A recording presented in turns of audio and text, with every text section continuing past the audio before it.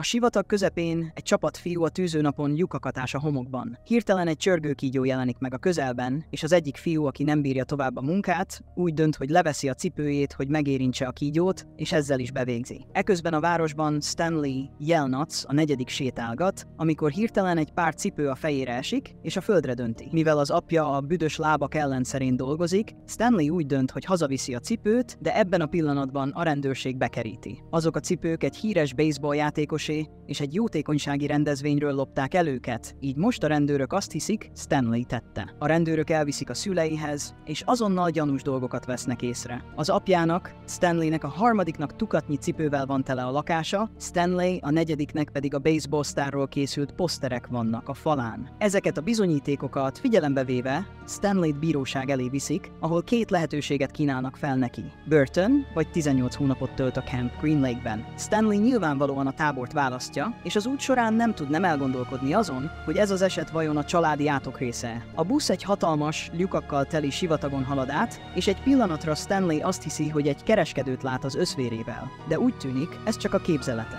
Megérkezik egy árnyékos kisvárosba, amely tele van börtönruhás fiúkkal. Stanley találkozik az igazgató jobb kezével, Mr. Cyril, aki viccesnek találja Stanley nevét. A fiú elmagyarázza, hogy a családi vezetéknév Yelnats, Stanley visszafelé, és a fiúk Stanleynek nevezése hagyomány lett a szójáték megtartása érdekében, de Mr. Cyrt ez nem érdekli, és folytatja, hogy hogyan működnek itt a dolgok. A táborban nincsenek őrtornyok vagy kerítések, mert több száz mérföldön keresztül csak sivatag van, egyetlen vízforrás nélkül, így senki sem mer megszökni. Stanley csak két pár ruhát és egy lapátot kap, amivel lyukakat ásnak. Minden nap Stanleynek egy-egy 5 láb mély gödröt kell ásnia, és azt az ásóval lemérnie. Minél tovább kell ásnia, annál tovább fog kint maradni a napon. Vigyáznia kell arra is, hogy elkerülje a csörgőkígyókat és a sárga foltos gyíkokat, mert azok megölhetik. Ezután Stanley találkozik a tábor felügyelőjével, dr. Pendanski doktorral, aki körbevezeti és elmondja neki, hogy az első számú szabály az, hogy ne zavarja az igazgatót. Pendanski ráveszi a többi fiút, hogy vigyék Stanleyt arra a helyre, ahol aludni fog, ahol hányásnyomok vannak a halott gyerektől. Az orvos az igazi nevükön szólítja a srácokat, de ők csak az itt szerzett becenevükön szólítják egymást. A legfiatalabb fiú Zero, akit azért hívnak így, mert soha nem beszél. Utána Stanley megkérdezi, hol töltheti meg a kulacsát, de amikor egy fiú valódi nevét használja, a srác meglöki, hogy emlékeztesse, hogy a beceneveket használja. Ezután Stanley megeszi a vacsorát, ami nem más, mint különböző módon elkészített bab. Röntgenszem ellopja az étel egy részét, azt állítva, hogy ő jobban megérdemli, mert Stanley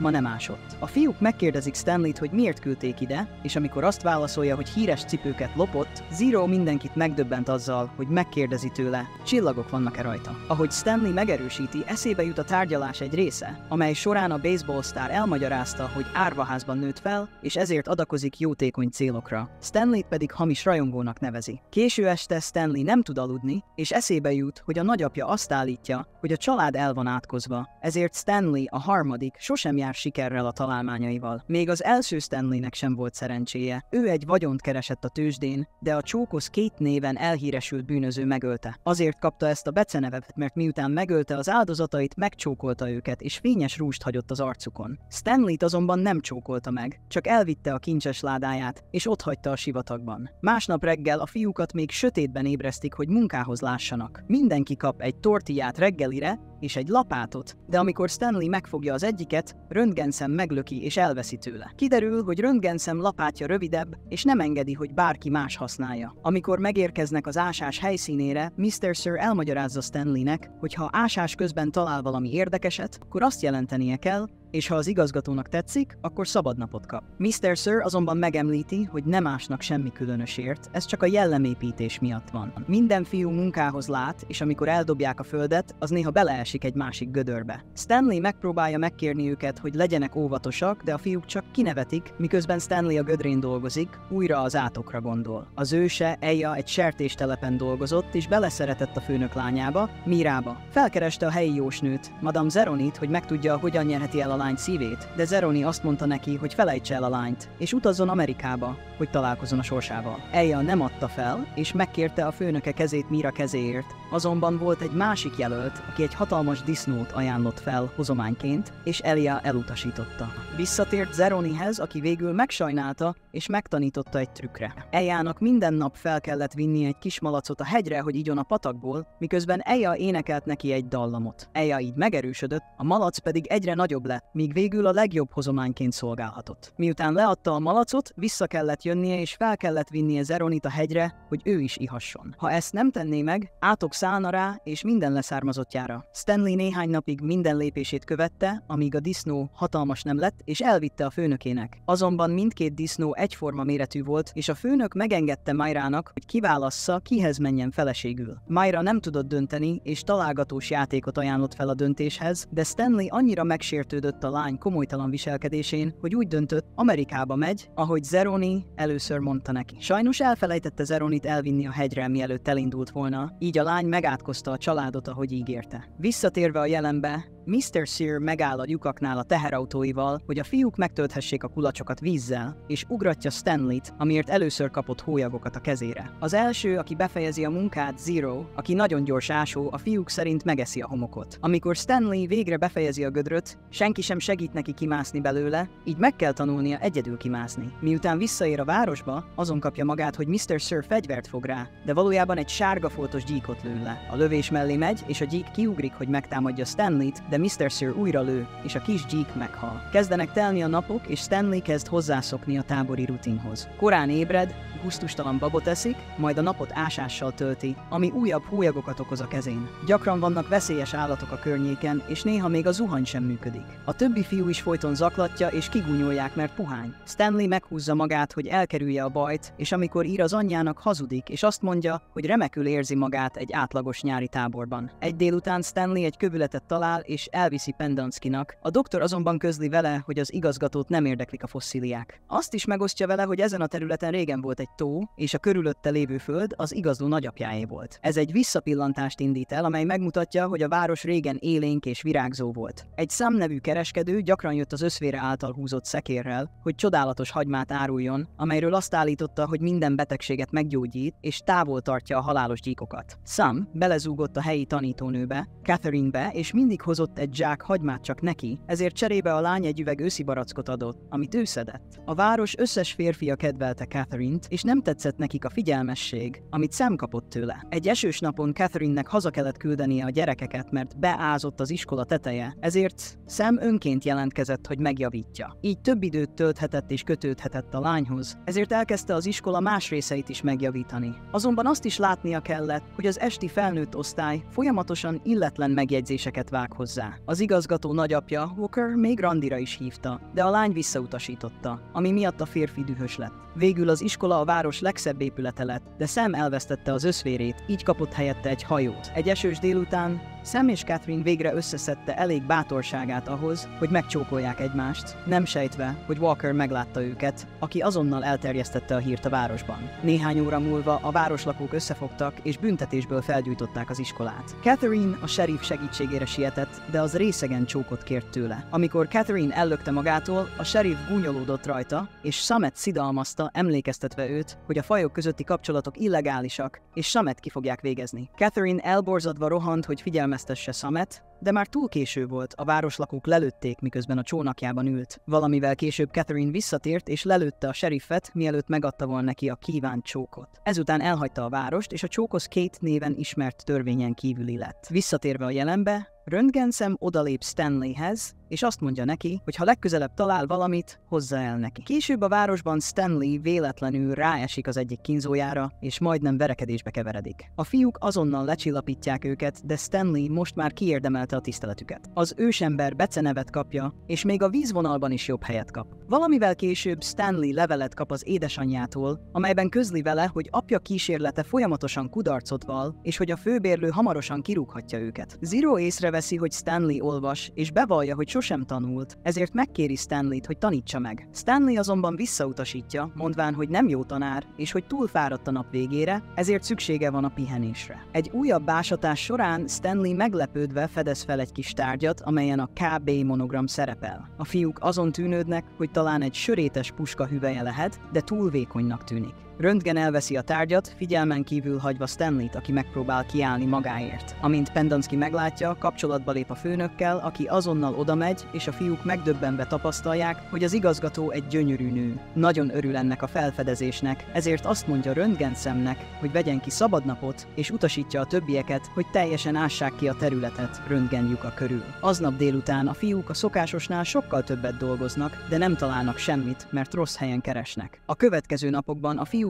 folyamatosan ásniuk kell ugyanabban az alagútban, amit létrehoztak, mégiscsak egy kis számlapot találnak. Hamarosan az igazgató feladja, és a fiúk visszatérnek az egyéni lyukak ásásához. Másnap, miközben Mr. Sear a kulacsukat tölti, az egyik fiú ellop egy zacskó napraforgó magot a teherautóról. Miután Mr. Sear elmegy, a fiúk elkezdik megosztani őket, de sajnos Mr. Sear hamar észreveszi, hogy hiányzik a zacskó, és megfordul a teherautóval. A fiúk sietnek elrejteni a magokat, és azok véletlenül Stanley lábai elé burulnak. Ezért ő mindent megtesz, hogy homokkal takarja el őket. Amikor Mr. Sear visszatér, még mindig látja a magokat, ezért Stanley fedezi a barátját, és azt mondja, hogy ő tette, ezzel mindenkit sokkolva. Ezután Mr. Sear elviszi Stanleyt az igazgatóhoz büntetésért. Az irodájában rengeteg poszter van a Kissing Kate-ről, és az igazgató folytatja, hogy megmutatja neki a különleges körömlakkot, amit csörgőkígyó méreggel készít. Miután gyorsan kifestette a körmeit, az igazgató felpofozza Mr. Seart, amiért félbeszakította Stanley ásását valami ostoba magok miatt, majd visszaküldi Stanleyt ásni. Amikor visszatér az ásáshoz, a srácok hősként tekintenek rá, és Zero befejezte a lyukát. Hálából Stanley beleegyezik, hogy megtanítja Zerót olvasni. Amikor legközelebb találkoznak Mr. Searrel, két szörnyű sebhelyet hagytak rajta a körmök, és annyira dühös Stanleyre, hogy nem tölti meg a kulacsát. Ahogy Stanleynek eszébe jut, hogy mit látott az irodában,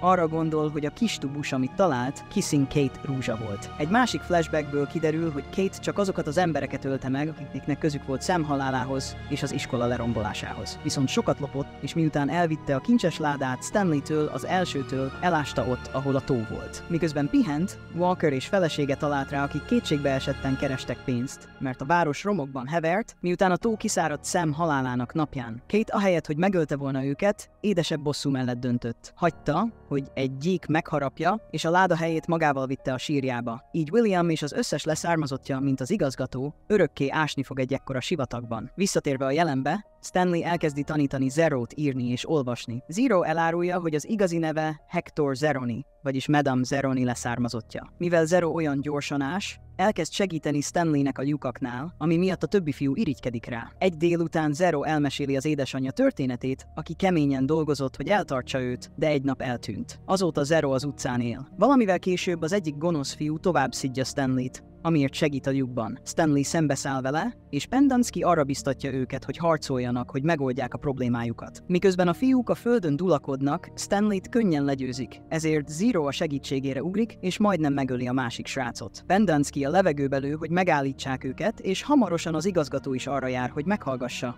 mi történt. A fiúk elmondják neki, hogy Zero segít Stanleynek, mire ő azonnal tisztázza, hogy cserébe megtanítja Zerót olvasni. Az igazgató azonban dühös, és Pendanski folyamatosan gúnytűz Zeróból, mivel butának nevezi. Zero végül bekattan, és egy lapáttal megüti Pendanskit, mielőtt elszalad a sivatagba. Mr. Sear utána akar menni, de az igazgató azt mondja neki, hogy ne tegye. Zerónak nem volt senkije, így egyszerűen törölhetik az aktáit, és úgy tehetnek, mintha soha nem is lett volna itt. Este a fiúk megbeszélik, hogy Zero hogyan fog meghalni a sivatagban. Stanley nem tud nem aggódni, és eszébe jut az a történet, amikor Stanley az első 16 napot élt túl a sivatagban, miután Kate kirabolta. Állítólag valami Isten hüvelykújja nevű helyen talált menedéket, de senki sem tudja, mi az, és Stanley az első nem tudta megmondani, mert félig megőrült, amikor rátaláltak. Másnap egy új gyerek érkezik Zero helyére, ami zavarja Stanleyt. Készít egy tervet, és amikor Mr. Sear jön, hogy megtöltse a kulacsukat, Stanley ellopja a teherautót. Mr. Sear azonnal utána megy, és az ajtón kapaszkodik, ezért Stanley megpróbálja ellökni, de megzavarodik, és a teherautó egy gödörbe zuhan. Stanley nem adja fel, elhagyja a járművet, és a sivatagba szalad,